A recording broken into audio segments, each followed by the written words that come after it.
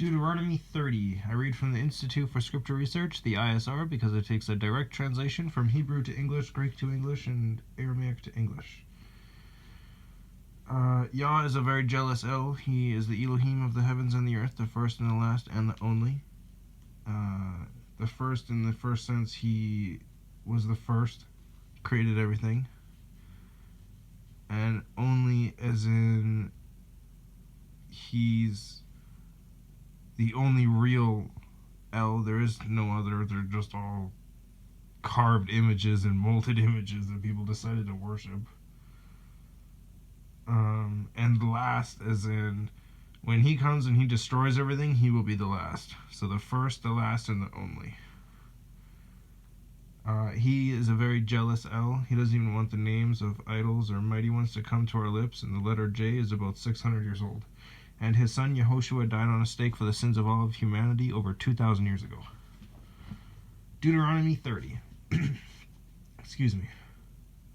And it shall be, when all these words come upon you, the blessing and the curse which I have set before you, and you shall bring them back to your heart among all the nations, where Yah your Elohim drives you, and shall turn back to Yah your Elohim and obey his voice according to all that I command you today, for with all your heart and with all your being, you and your children. Then Yah your Elohim shall turn back your captivity and shall have compassion on you, and he shall turn back and gather you from all the peoples where Yah your Elohim has scattered you.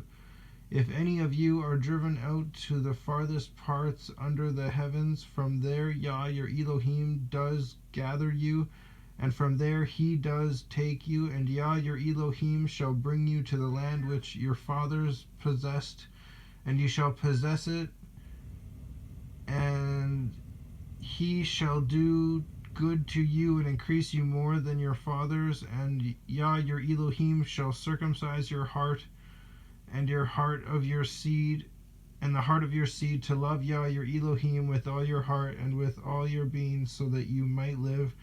And Yah your Elohim shall put all these curses on your enemies and all those who hate you, who persecute you, and who shall turn back and obey the voice of Yah, and do all his commands which I command you today. And Yah your Elohim shall make you have access in all the work of your hand, in the fruit of your body, and in the fruit of your livestock, and in the fruit of your ground for good. Excuse me. For Yah turns back to rejoice over you for good, as he rejoiced over your fathers, if you obey the voice of Yah your Elohim, to guard his commands and his laws which are written in this book of the Torah.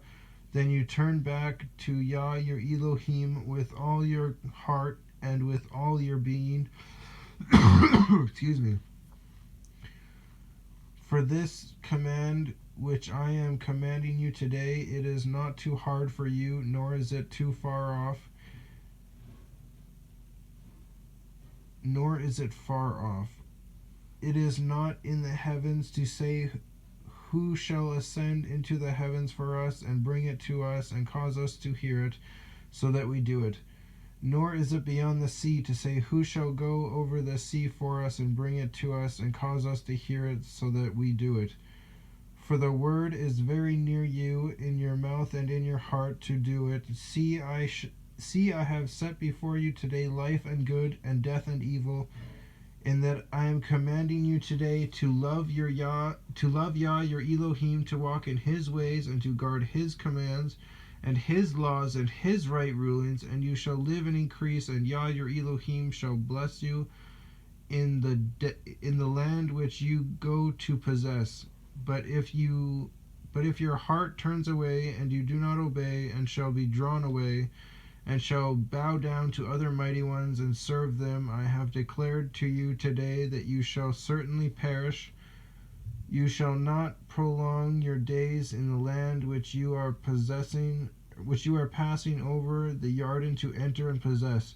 I have called the heavens and the earth as witnesses today against you. I have set witness I have set before you life and death, the blessing and the curse. Therefore you shall choose life, so that you live, both you and your seed, to love Yah your Elohim, to obey his voice, and to cling to him. Excuse me. For he is your life and the length of your days, to dwell in the land which Yah swore to your fathers, to Abraham, to Yitzchak, and to Jacob, to give them. So right there again, he gave us the option to choose between good and evil, and most people nowadays, or even back in their days, they chose evil. Very few people actually chose to follow Yah.